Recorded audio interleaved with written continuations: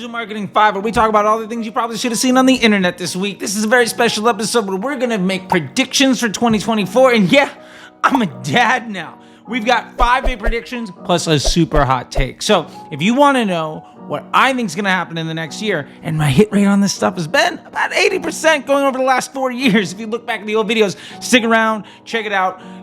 The last one we're going to talk about is El Fuego Spicy. I'm going to name names. I'm going to drop things. This is going to be amazing. All right, roll that beautiful bean footage one more time.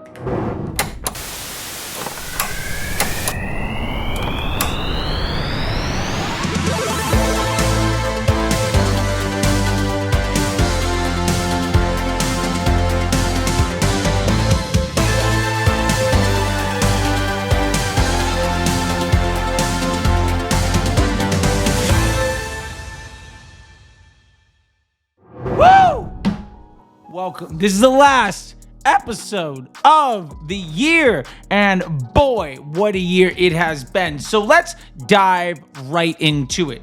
Today we're going to talk about 5 predictions for the year 2024 and then 1 El Fuego Spicy. So stick around and let me know in the comments section what you think is going to happen, and I'll reply to literally every single one and see whether or not I agree with you, if I think it's a spicy take, or if I think you might be a crazy person. But let's move on past that. Let's have some fun, okay? This is about joy. We're heading into Q5. We've been printing money for 2 months. Q1's going to be amazing. That's not even the hot take. It's amazing every year. Yes, the CPMs will drop.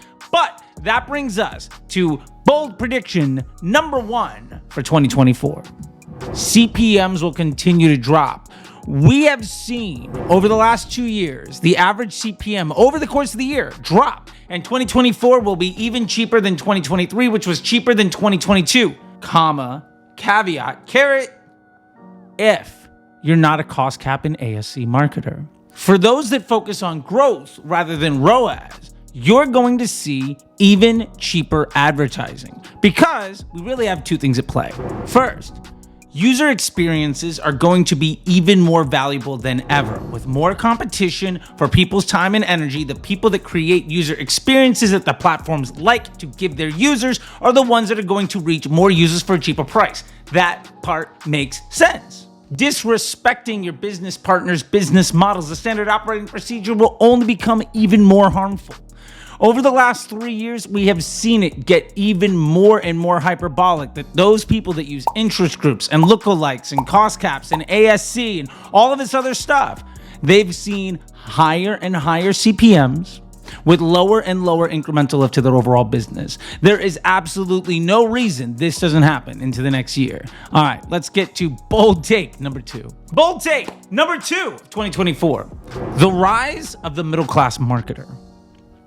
More and more brands will be firing their agencies and taking Facebook ad operations in-house. As the workload continues to drop, this gets easier and easier. Currently, it only takes a couple hours a week to manage the Facebook ads for a 7-figure business. If you're working harder than that, you're probably doing more harm than good. And there's a lot of folks that say, I'm doing a great job because I'm working several hours a day on their business. And here's the thing, you could be doing better if you didn't, and oftentimes people are succeeding in spite of your work. It is a very common thing to see agencies and marketers take credit for the great success of a brand that didn't need them.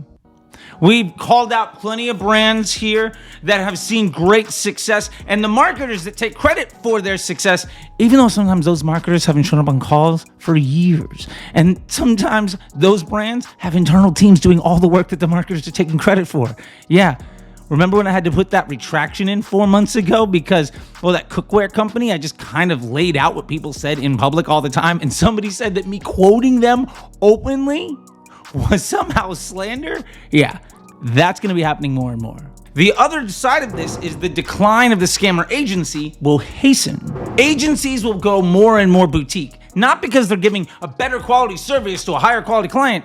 It's because when your business model only works if the business doesn't need you, and the leverage point that you have is checking a box for a brand that doesn't treat Facebook as the tip of the spear for them, then it becomes really easy for you to charge a very high retainer and a commission worth easily 5 figures a month, because all you are doing is making sure that somebody that doesn't need you but benefits from the work getting done has somebody to do it with clout on their resume. And to be fair, this only works for bigger brands, and it's a lot easier for agencies to maintain the level of work across a smaller level of brands because, again, the marketers that are good can go and do this work for somebody else. If you're a media buyer at an ad agency, not currently making 6 figures, but you're working on more than 4 or 5 accounts, you could quit literally today. And all you need to do is find 2 or 3 people willing to pay you $2,000 or $3,000 a piece. And by the end of the year, if you get a couple new clients and start charging them a little bit more money, you're going to be earning double what you make currently on your own, working half the amount of time. That is continuing to grow. That is a systemic issue for agencies whose business model is predicated on super high retainers with big commissions and overworking and poorly training people that they underpay. We've called out those agencies by name here before as well. A lot of them love cost caps. I'll leave it at that. Bold take number 3. Black Friday, Cyber Monday is a season. We've seen this happen for 2 years now. And for the folks that didn't go for the false cash grab of spiking budgets on cost caps and Vantage Plus during Black Friday, but instead treated it like an evergreen effort, they're making more money in December than they did in November for evergreen efforts that were basically seasonal that started in October. This is yet another nail in the coffin for the ASC cost cap broach of the agency scammer sphere. Bold prediction number 4. Facebook will deprecate thousands of interest groups and behavior audiences, and those third-party audiences as a product, services will continue to fail at scale. This trend has been going on for years, and as brands get more sophisticated, the lie of MER and ROAS, and pushing every positive contribution margin offer with advantage shopping campaigns for ads that die quickly to audiences that die even faster, well, that's just going to continue to fail even faster at larger scale to more and more people. It's been 6 years now. We're in an OCPM environment. If you're still using audiences, that's part of the reason that you're struggling, and it is not the reason that you're successful. Bold take number 5. This is the last one, and then stick around for a super hot take. All right, number 5. IG shopping will become a huge trend by Q3. Brands can already exist solely as Instagram shops, needing to never set up a Shopify page and take payments directly in the platform. Instagram and their parent company, Facebook, or I'm not even gonna say it, you can't make me. I've already taken what Amazon built and replicated it on the platform. We have Facebook shopping. We have the ability to take payments directly on the platform and never actually need a web page. And to be fair, there are plenty of shops and brands that are building their businesses doing this. I see it every single day. We're seeing more and more brands do this on TikTok as well. And with the rise of TikTok shopping that everybody's seen, Instagram's efforts to replicate it will only get more and more mass scale. Remember, as big as you think TikTok shopping might be, if you are aware of it and super involved in all that stuff, that is just a small little micro niche of the overall market. I expect this to take center stage by the end of the summer, leading into Q3 and Black Friday, Cyber Monday season. All right. Now, we got a super hot take, but first I just want to say thank you very much. This has been an amazing year. I'm going to flash up the QR code here. If you want to join the Facebook Ads MBA program, scan that, check it out. See if you want to know everything that I do in my business. Like if you were to hire me for your company, how do I make myself unnecessary in like 2 or 3 months? That is it. And you can join it with payment plans. You can do all sorts of things. I've had hundreds of people go through it. Not a single person has ever asked for their money back. All right, that being said, let's get to the hot take. All right, El Fuego, let me get some fire. Can we go? Boom. Okay. Whew. All right, it's getting hot in here. So take off all your clothes. No, we're not going to do that. Okay, the hot take. 2024 will be the biggest year for direct-to-consumer marketing since the first year of COVID. And that's going to kick off a 4-year run that's going to turn currently unknown brands or ones that haven't even been founded yet into mass market winners. The economy is recovering. Meritocracy based on business acumen is the single biggest unfair advantage. And Facebook is already mature. TikTok is already mature.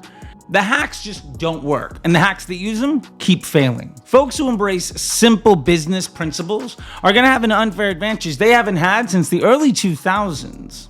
And what this will bring them more than anything is cash flow and stability in their business. Remember, hockey stick growth and highly volatile results are the enemy of building an empire.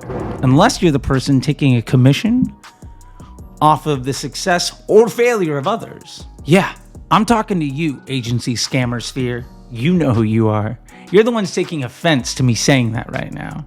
So here are the 3 red flags to look out for this, again, flaming hot take. Let's throw the fire back up and maybe a red flag over here. Okay, whew.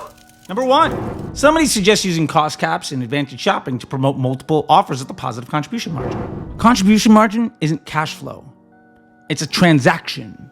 When you are spending money to acquire customers, a customer is different than a transaction. A customer isn't somebody that buys from you. A customer is somebody that buys from you more than once. And the ability to predict that future behavior and even begin to budget and plan accordingly to their future behavior is what sets you apart from being a salesperson to being a business.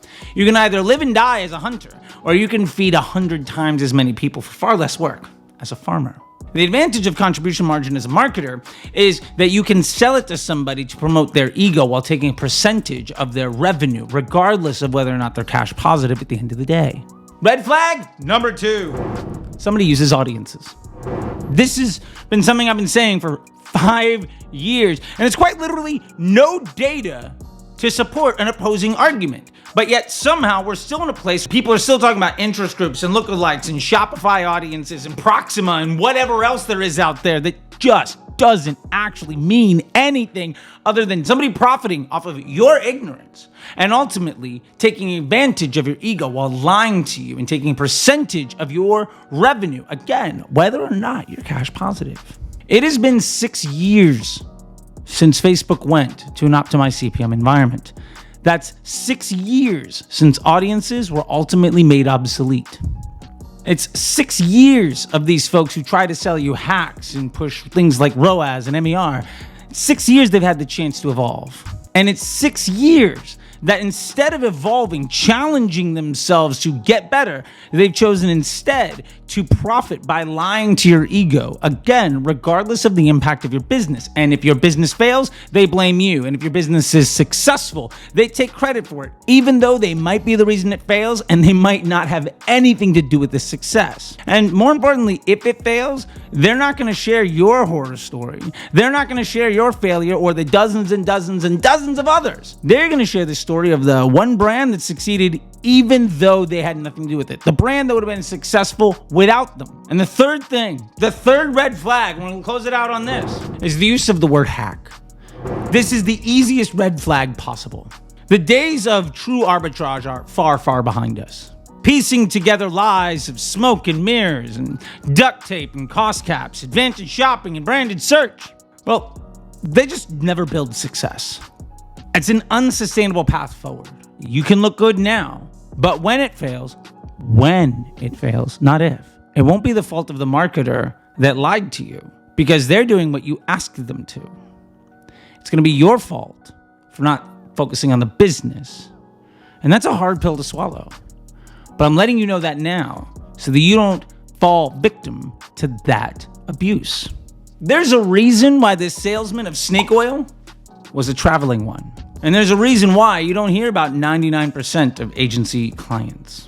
And that's a weird way to end it, but that's how we do it here. Once again, there's the QR code for the Facebook Ads MBA program. If you want to never have to worry about any of this nonsense ever again, get your Facebook ads management down to a couple hours a week and massively scale your business with cash flow and stable results.